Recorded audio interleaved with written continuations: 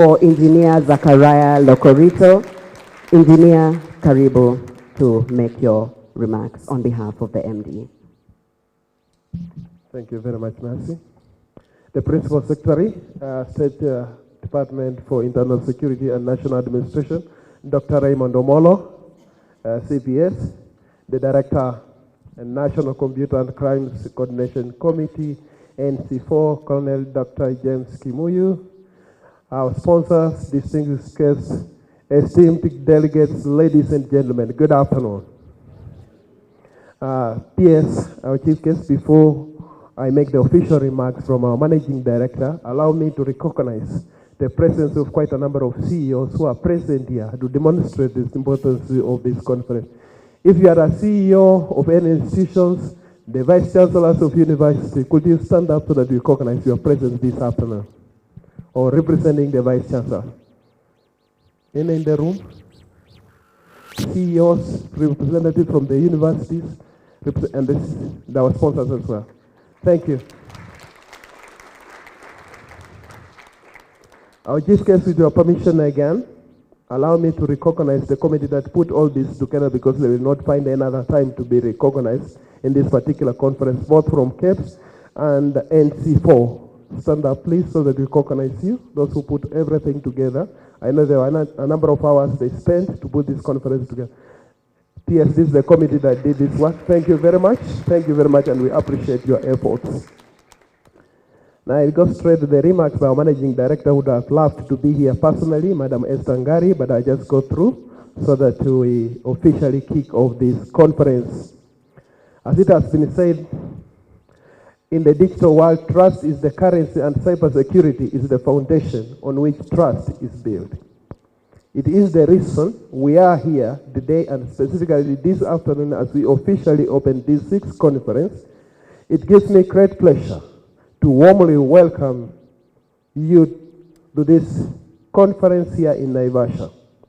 On behalf of the Kenya Bureau of Standards and our partners, particularly the NC4, I extend my sincere appreciation to each one of you for taking the time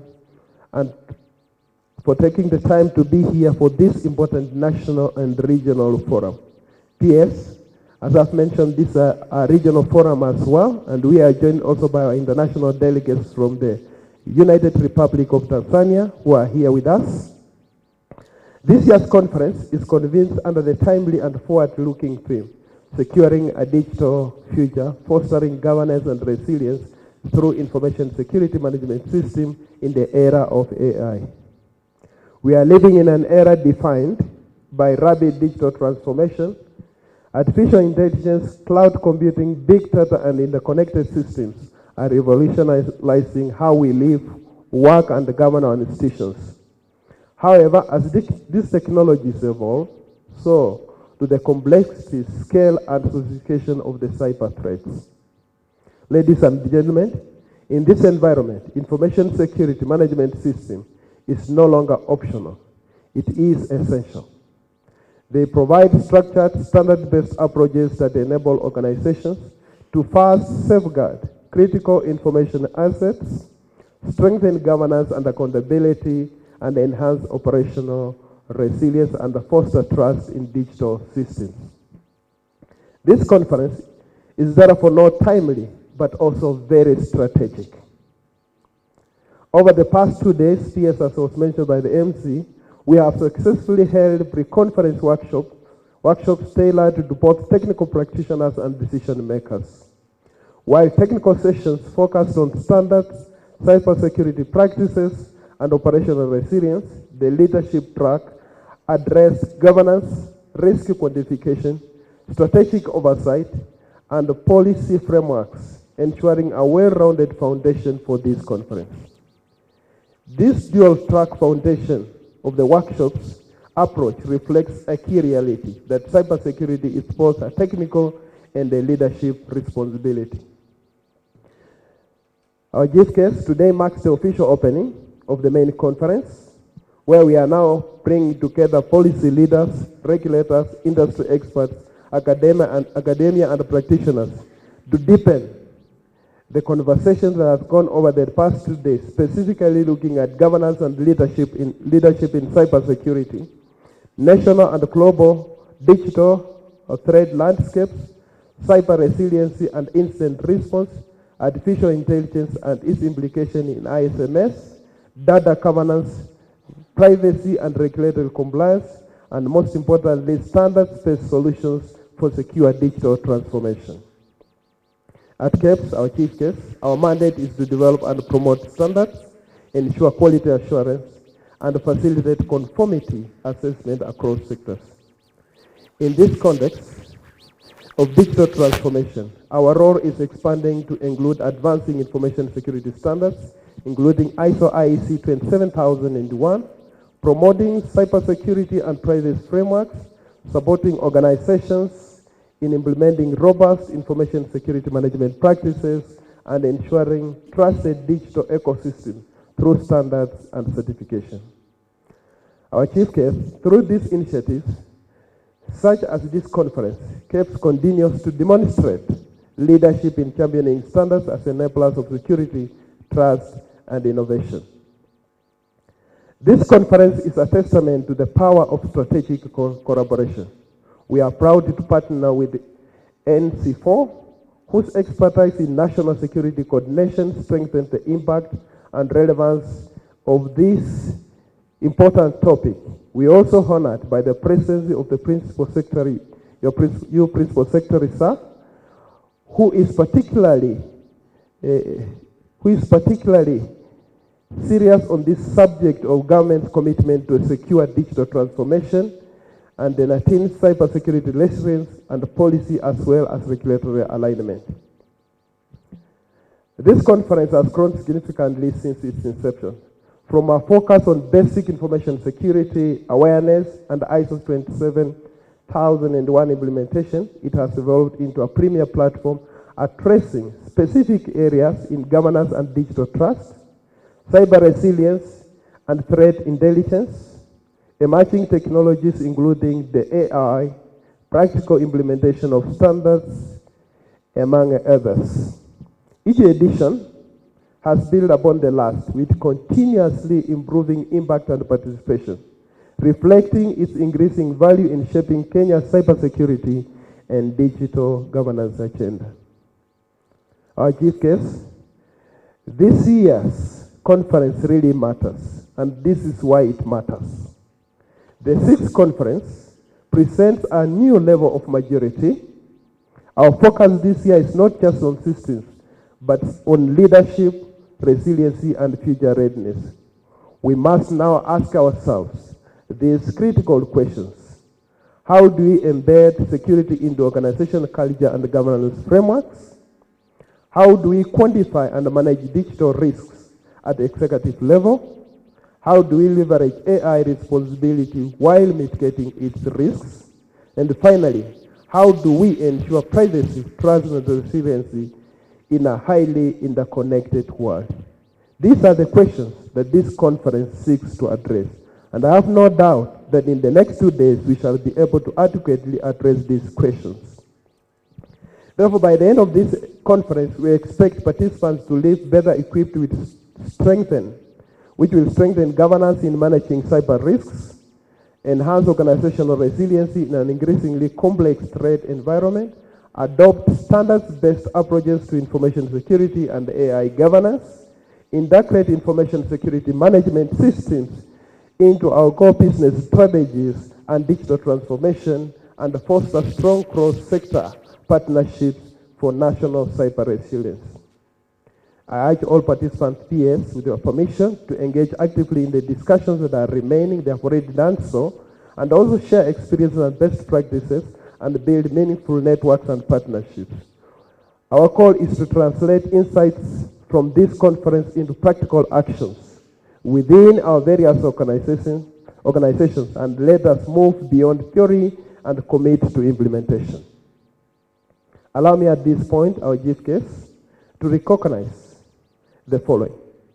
The organizing committee that also did this conference, and specifically our sponsors, especially these organizations that committed to the success of this conference.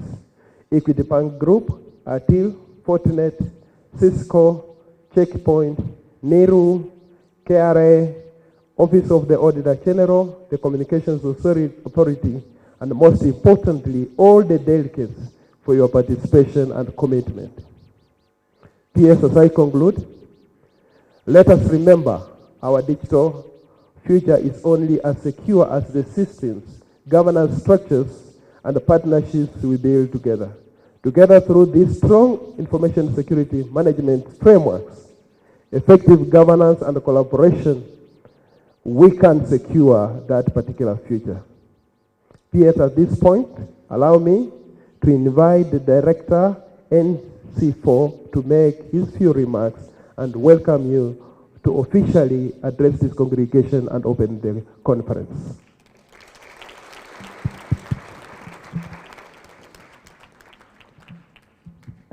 Thank you, Engineer. PS, members present, the various delegations, it is really humbling to have you here.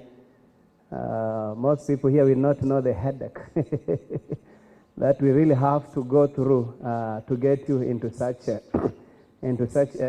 occasion and just to squeeze within your busy calendar. So initially you are slotted to be here on Friday for the closing ceremony, but when we realized that we'll have a gap today, through your officer we were able to request that you reconsider being here today, and we are happy just to note that, sir, you are very gracious enough to be able to come and be able to officiate this auspicious occasion. Sir, your flexibility and your support, your leadership, your chairmanship to NC4, so we don't take it for granted. So we've come this far because of your support, and I've known many times you have made personal sacrifices to make sure that this country is digitally secure.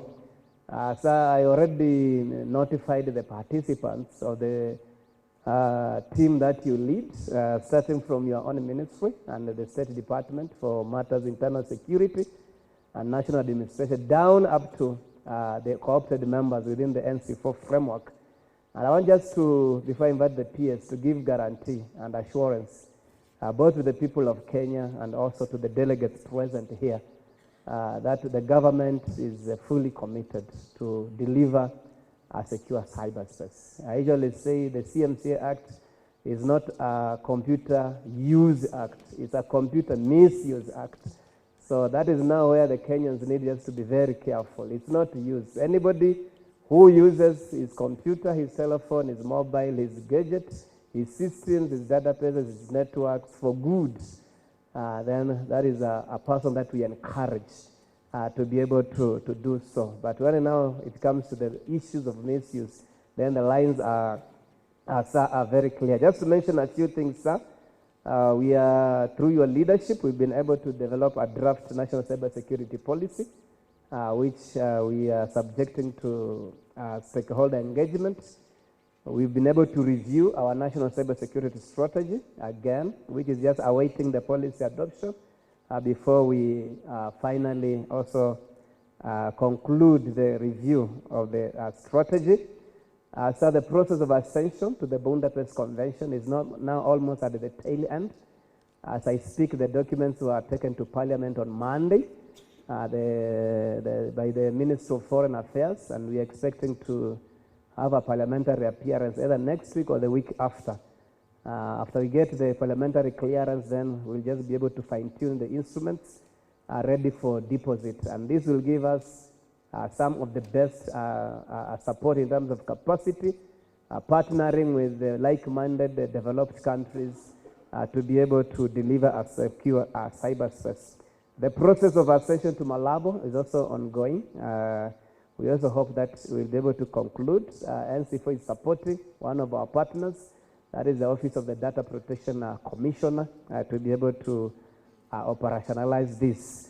The other regulations in terms of issues of virtual assets, which NC4 is supporting, again, one of the partners of the Central Bank of Kenya, so that we're able to have a digital space that is in order, and we know what is happening within the virtual virtual space. So today is not my day, but let me just thank KEBS and also the team that is from NC4 that I was able to head. I came to realize coming for a conference, most of us, we just see the products, but the pain, the number of hours, the number of meetings, the number of letters that we had to write, looking for sponsors, looking for delegates, making follow-ups, having meetings on long meetings online. Really, when I see such magnitudes in terms of delegations attending this conference, indeed, it's commendable. And KEBS and the team that was involved needs, is it an applause or a clap? We can just clap for them for pulling this. So without much ado, let me just now take this opportunity to be able to give you the platform to give us your speech, your words of wisdom, and also declare this sixth annual Information Security Management Conference officially open. We can give a clap to the PS.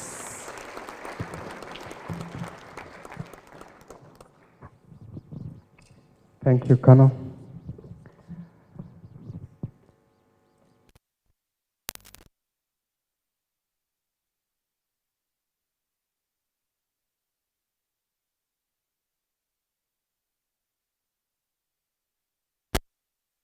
Standards,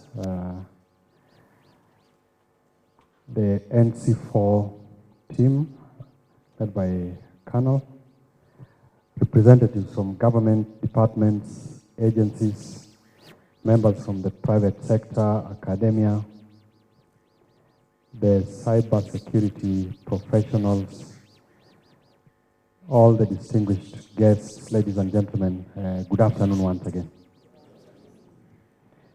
I apologize because I'm standing between you and lunch. I see the energy levels have dipped a bit, but I won't be long. First of all, this is congratulations to the Kenya Bureau of Standards that you are co-hosting the 6th annual conference on information security management systems. I'm sure when you began, you probably didn't expect that you'll get to your 6th conference with such kind of attendance from professionals within the sector. And therefore, I'm proud to be part of this and to be part of the opening ceremony. And to the MC and yourselves, I'm happy that you've already had to cover quite a bit of ground, whether it's just looking at the state of the digital transformation, the emergence of AI, issues around data governance and standards. But I think most importantly that it's a coincidence that yesterday when the cabinet met, it pronounced itself to one of the key issues that you're already discussing and you'll also be deliberating on in the coming days. So therefore, I'm pleased to join you at the 6th Annual Information Security Management Systems Conference that has been jointly organized by the National Computer and Cyber Crimes Coordination Committee and the Kenya Bureau of Standards. That since 2021, this conference has grown into an important national platform that promotes compliance with international standards and building a shared understanding of the risks and opportunities that shape our digital transformation journey as a country. And as an administration under the leadership of President Ruto, the digital transformation or the digital economy is one of the key pillars of the bottom-up economic transformation agenda. That long, even before President Ruto came into office, he realized that this was such an important sector that as a country for us to transform, we needed to pay a lot of attention. And over the last 3 to 4 years, we can all attest to the kind of transformation that we have achieved through the digital economy or digital transformation, whether it's in terms of our payments, platform and systems, and the infrastructure that has been put in place. And therefore, from Kisumu to Mombasa, Nairobi, and now Naivasha, this forum has consistently brought together information and cybersecurity professionals to address one of the most important questions of our time. How do we secure our digital and information systems? As a country and as a government or as government institutions, we are rapidly digitizing public services. And this is not by default. It's not an accident that we are doing this. We are being deliberate, and that's why it's a priority in the President's agenda and administration as part of the Better Plan.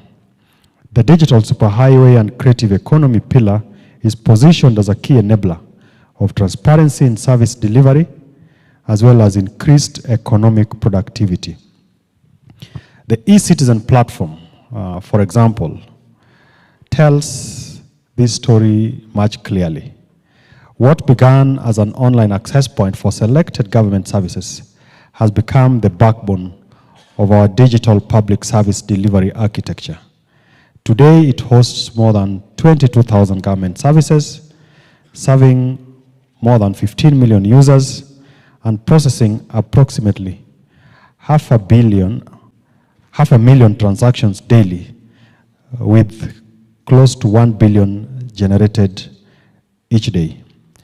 We are also seeing a major digital revolution in the health sector, including the digitization of the health records. We now have the Digital Health Authority. Of course, we have the Social Health Authority, which is supporting the transformation in our healthcare. This transformation is improving convenience for citizens, expanding access to services, and strengthening revenue visibility. That now we have a lot of access and view of our revenue and even the resources. That we may not say it as much, but is also helping us to deal with the challenge of corruption. However, as this transformation deepens, so does our exposure to cyber threats. The more government services move online, the more information moves online, and the more deliberate we must be in securing the systems that support them. And therefore, today, the security of our country has also gone digital. National security is no longer just through the physical or traditional security infrastructure that we've known for many years.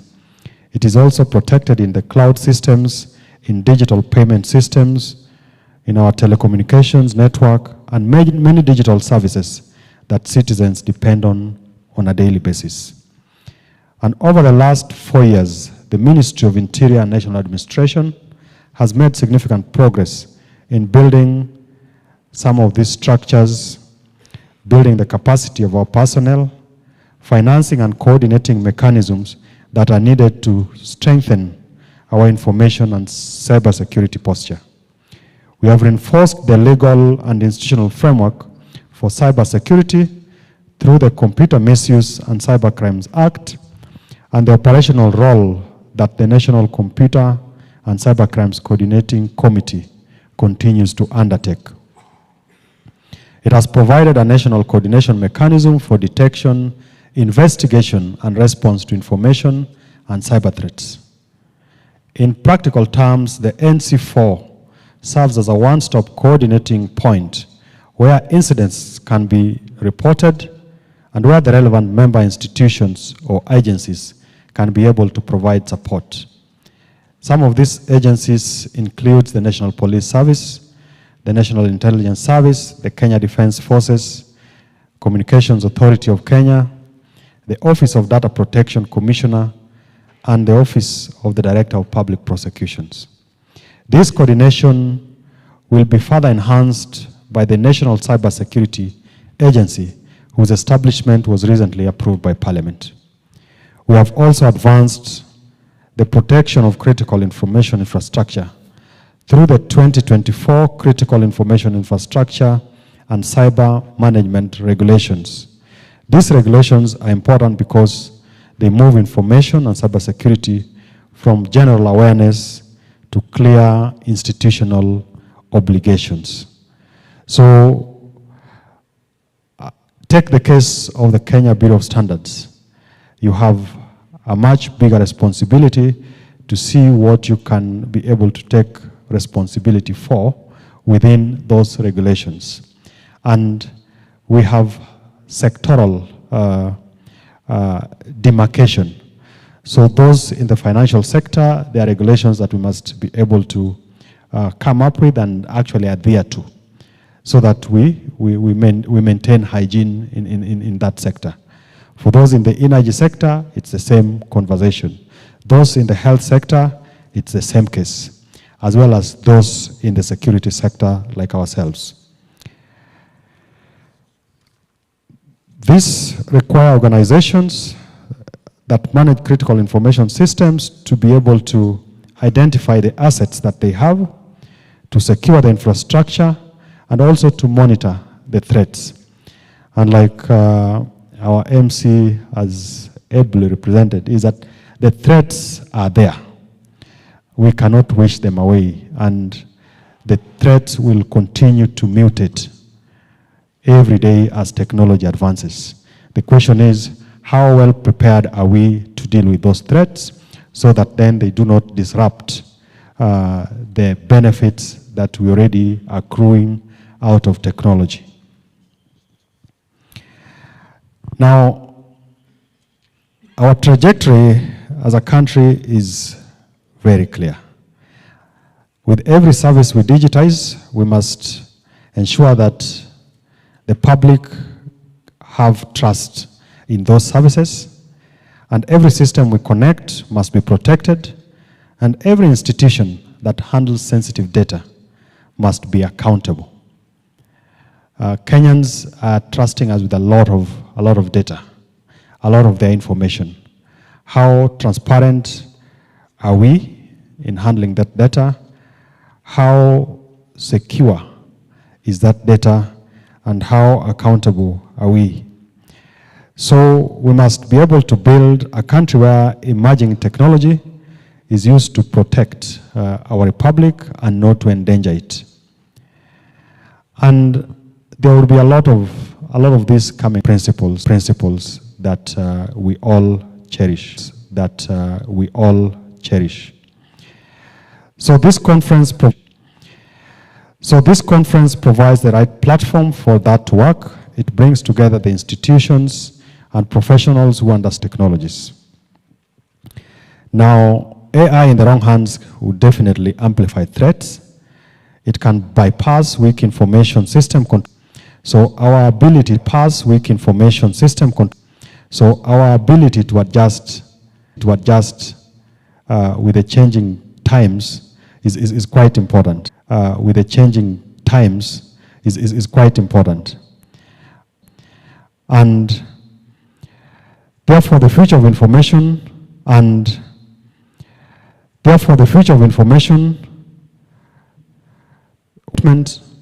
wider adoption of information security management systems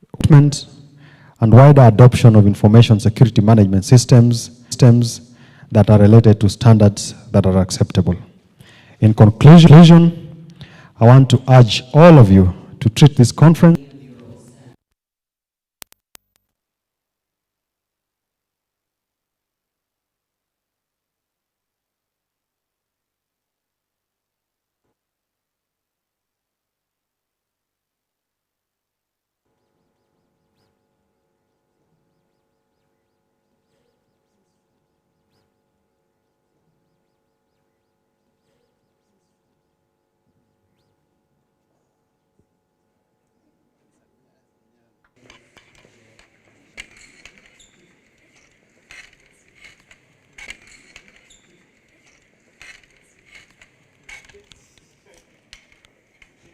a lot of emerging technologies, including the use of artificial intelligence. The expectation from this conference is that with a number of delegates, including international delegates, who are professionals in the field of cyber security, issues to do with standards, as well as information security, we'll be able to address some of the concerns, even as we take or make use of the benefits that technology provides for us. As a country, we have done a lot of digital work, particularly in terms of access to government services to Kenyans. This requires that we need to be having secure systems to protect a lot of data, and also a lot of resources that is transmitted through our digital systems. Over the last 3 to 4 years, we have increased the number of digital services or government services offered digitally through the eCitizen platform from as low as 300 to more than 22,000, with close to 1 billion being transacted on a daily basis. So we have to deal with issues of breaches, whether it's data breaches, issues of the denial of services, because now with all these services moved to the digital platform, we have had instances where it's become impossible for Kenyans to access some of these services. So we need to secure that. Now we are also having a new regime. We have come up with regulations as a consequence of the Computer Misuse and Cybercrimes Act, where we are of course encouraging the use of computers and digital technology, but also trying to address the issues of the challenges of misuse. From the security sector, we are having scenarios of a lot of deepfake, a lot of misinformation, a lot of disinformation. So this conference will help us to address a lot of those concerns, even as we build capacity within government and also outside government, the private sector, the academia, so that we maximize on the benefit that technology offers us. Thank you.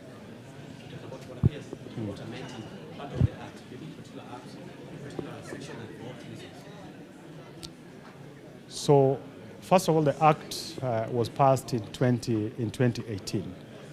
Now, there are certain things that we took care of in the Act based on what was happening at that point in time. But between 2018 and to date, a lot of things have come up. In 2018, we were not talking about artificial intelligence. Now, that has become an issue. Today, we have more than 22,000 government services that have been digitized. So there's a lot of fraud that is happening in the digital ecosystem, which we must be able to deal with. Then the issues around, within the regulations, the infrastructure, the different infrastructure, the critical infrastructure. How do you protect those infrastructure? So within the financial sector, a lot of things are going on. Within the energy sector, how do we secure them so that then Kenyans and everybody get to benefit without people being denied access to some of these services? So when you look at the Act as it was then, some of these were never envisioned or provided for. So part of amendment that we're looking at will also help us to address some of this gap.